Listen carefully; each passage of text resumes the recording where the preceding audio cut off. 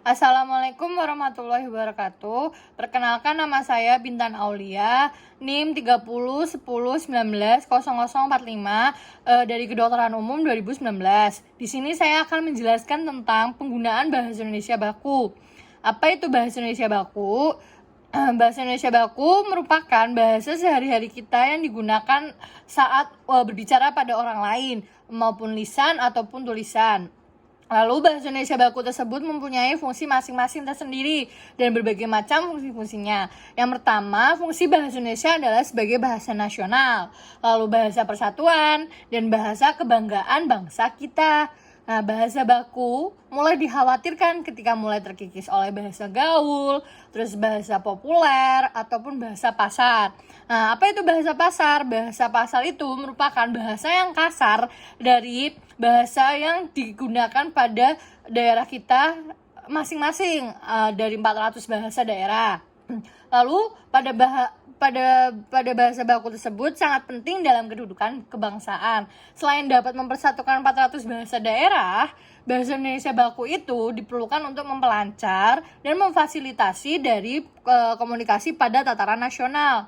Nah, bahasa yang baik itu gimana? Bahasa yang benar dan yang baik itu adalah bahasa yang sesuai dengan kaidah bahasa baku, baik tertulis maupun lisan. Sedangkan saat ini, faktanya penggunaan bahasa baku banyak yang menggunakan bahasa yang kurang sesuai dengan kaidahnya. Misalnya gimana? Yang pertama, dengan contoh dalam tata bahasa yang normatif. Yang contohnya gimana? Acara itu sedang kami ikuti, bukan acara itu kami sedang ikuti.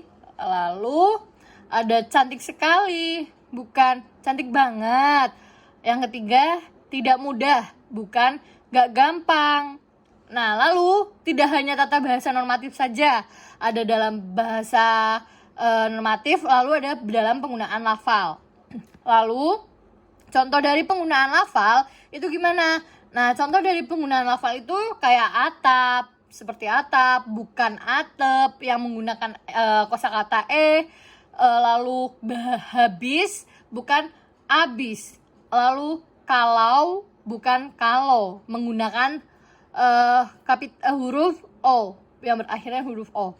Lalu untuk pemakaian bahasa yang baik dan benar, hendaknya itu menggunakan kata-kata dalam ragam bahasa yang serasi dan selaras.